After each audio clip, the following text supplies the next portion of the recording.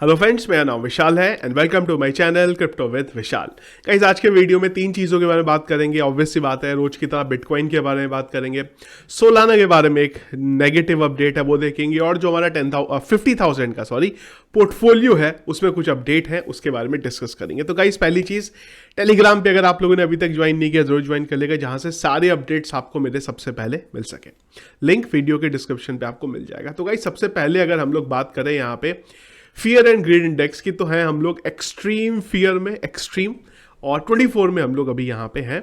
और बिटकॉइन के बारे में अगर हम लोग बात करें तो करंटली चल रहा है 46,371 में, और अगर INR में बात करूं तो ये तकरीबन चल रहा है 34,52,301 में।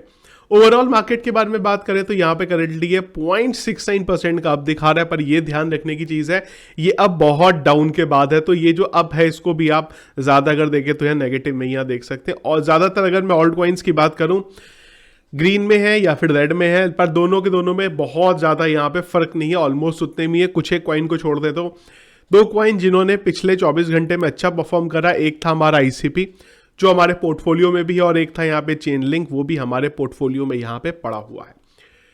बिटकॉइन के बारे में गाइस अगर हम लोग बात करें तो जैसा हम लोग पिछले कई दिन से बात कर रहे हैं उसी ट्रेंड में कंप्लीटली चल रहा है।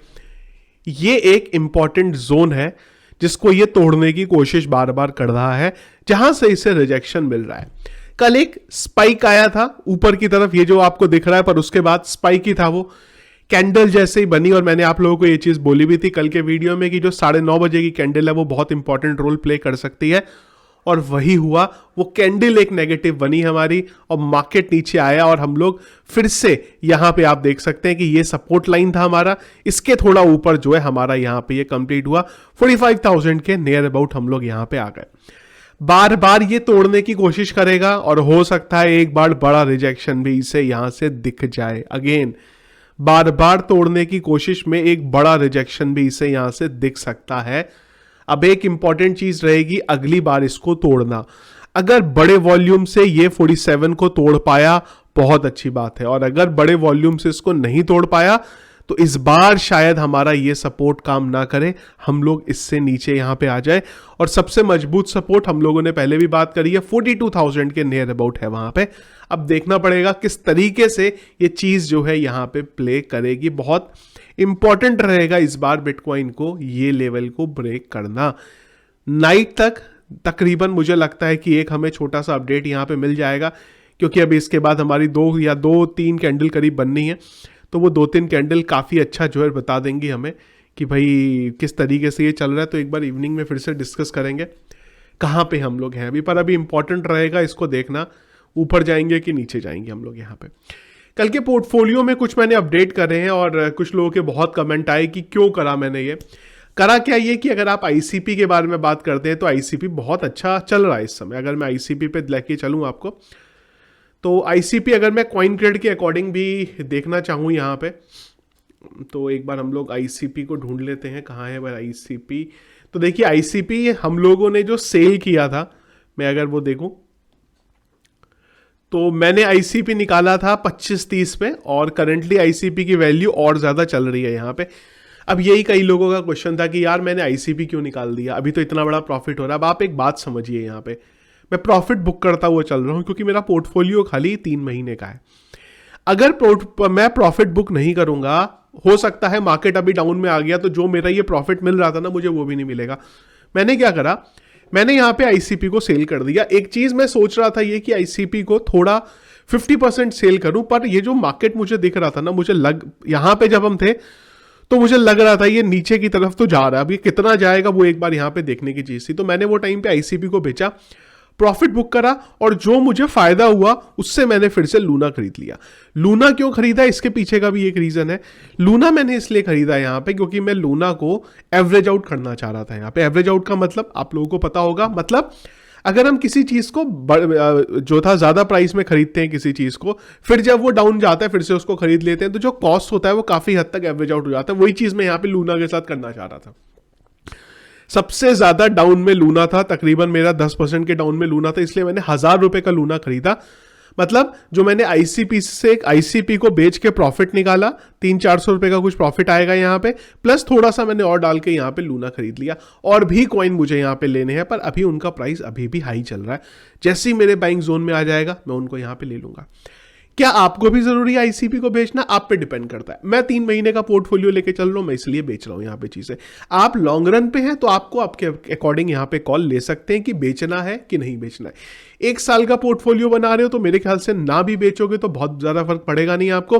आईसीपी जिस हिसाब से मार्केट अगर बीटीसी ऑल टाइम हाई लेगा जब फिर से अपना, तो आईसीपी बहुत ऊपर जाएगा फिर से अपना, तो आपको बेनिफिट तो वहां पे भी हो जाएगा। तो शॉर्ट टर्म पे चीजें अलग तरीके से चलेंगी, लॉन्ग टर्म पे चीजें अलग तरीके से चलेंगी। कई बार क्या होता है, आपके कुछ फेवरेट कॉइन होते हैं, मेरे कुछ फेवरेट कॉइन है, वो थोड़ा हम लोग कई बार उसमें भी फंस जाते हैं। आईसीपी मेरे लिए बहुत अच्छा कॉइन है, पर मेरे को पता है कि आईसीपी बहुत प्रॉफिट देता है, बहुत नुकसान देता है। तो मैं इस पोर्टफोलियो में ये नहीं चाहता एक बार को 50,000 का मेरा 2 लाख नहीं भी बना चलेगा, पर 50 लाख का 40,000, 50,000 का 40,000 नहीं बनना चाहिए। मैं ये नहीं चाहता कि मेरे पोर्टफोलियो में किसी का नुकसान हो। फायदा ज्यादा नहीं भी हुआ चलेगा, नुकसान नहीं होना चाहिए, इसलिए मैं अपना प्रॉफिट बुक कर रहा हूं। अब आप बोलेंगे लिंक का क्या करूंगा? मैं लिंक को भी निकालूंगा, पर लिंक मेरा भी 11% का प्रॉफिट दे रहा है। अगर लिंक मुझे 20-25% का प्रॉफिट देगा, मैं 50% लिंक वहां पर निकाल दूंगा और वो प्रॉफिट से कुछ और खरीद लूंगा। इस स्ट्रेटेजी से हम लोग यहाँ पे चलने वाले हैं। बाकी एक चीज और भी समझनी है कि मार्केट कैसा चल रहा है। अगर मार्केट मुझे लग रहा है कि अप ट्रेंड में चल रहा है तो मैं ये स्ट्रेटेजी का यूज नहीं भी यहां पे करूंगा। चलिए जी, तो ये तो हो गया 10,000 के पोर्टफोलियो का। आईसीपी निकाल के 1,000 रुपए का लूना ले लिया हमने। अब अगली चीज यहां पे है यार, सोलाना के बारे में एक और खराब न्यूज है, और बार बार सोलाना के बारे में ये खराब न्यूज आ रही है। सोलाना का फिर से नेटवर्क जो है डाउन हुआ है, और इस बार उस पर फिर से एक अटैक हुआ है, डीडोस अटैक। मतलब डीडोस अटैक अगर आप लोगों को नहीं पता है, एक शॉर्ट में आपको बहुत सिंपल वर्ड्स में आपको बता देता हूं कि बार बार आपके नेटवर्क को पिंग किया जा रहा है कहीं से, एक एक्सेसिव ऑफ ट्रैफिक लाने के लिए। शॉर्ट में आपको ये खाली बताने का मेरा जो मतलब था यहाँ पे, मतलब एक वेबसाइट है, उस पर बहुत सारा ट्रैफिक कहीं से लेके आया जा रहा है पिंग करके, या बहुत सारी अलग मैकेनिज्म होती है, वो यहाँ पे किया गया और नेटवर्क डाउन हुआ। पहले भी डाउन हुआ था। ये सोलाना के लिए एक थोड़ी नेगेटिव न्यूज हो सकती है। सोलाना के प्राइस के बारे में अगर आप बात करेंगे, प्राइस अगर मैं देखूं तो मेरे ख्याल से कुछ उस पर फर्क पड़ा नहीं है। यहां पे सोलाना अगर आप देखेंगे हल्का फुल्का अप है, लेकिन ये न्यूज सोलाना पे इफेक्ट डाल सकती है। तो एक आई एम श्योर सोलाना में मैं क्या बताऊं, इसमें तो मेरे से बहुत ज़्यादा एक्सपीरियंस लोग होंगे वहां पे, उन्हें पता है ऑलरेडी इस चीज़ को कैसे मैनेज करना है। पर ये नेगेटिव चीज़ एक सोलाना के लिए है। मैंने यहाँ पे इस न्यूज़ से एक्सपेक्ट किया था कि सोलाना का प्राइस डाउन होगा, वो डाउन होता तो मैं उसको खरीद लेता, पर वो हुआ नहीं। यहाँ पे जिस रेंज में सोलाना अभी चल रहा है, वो प्राइस रेंज में अगर आप हमारे वहाँ पे भी जाएंगे तो हमने ऑलरेडी सोलाना को लिया हुआ है। ऑलमोस्ट 3% के लॉस में हम लोग, ज़्यादा 3-4% का लॉस है, तो ज़्यादा कुछ प्रॉब्लम यहाँ पे है नहीं। अदरवाइज सोलाना ले लेते हम लोग। इस तरीके की न्यूज़ पे हमें ध्यान रखने की ज़रूरत होती है, क्योंकि जब न्यूज़ आती हैं प्राइस पे एकदम से एक डंप जो है यहाँ पे पड़ता है, पर वो डंप अच्छा रहा, इस सोलाना में हमें देखने को नहीं मिला। तो ये था गाइस अपडेट मार्केट के बारे में। बीटीसी हम लोग थोड़ा सा देखेंगे आज दिन भर, और उसके बेस पे हम लोगों को कॉल लेंगे। अगर ये बीटीसी मुझे इससे नीचे जाता हुआ दिखा तो थोड़ा हमारे लिए और बाइंग अपॉर्चुनिटी यहां पे हो सकती है। अगर ये नीचे जाता हुआ लगा और हम हमारे क्वाइन में अच्छे प्रॉफिट में हुए, तो हम लोग उस प्रॉफिट को निकालेंगे, बुक करेंगे, और डिप में जाके फिर से उसे बाय करेंगे। ये स्ट्रेटेजी का हम लोग आज के दिन में अपनाने की कोशिश करेंगे।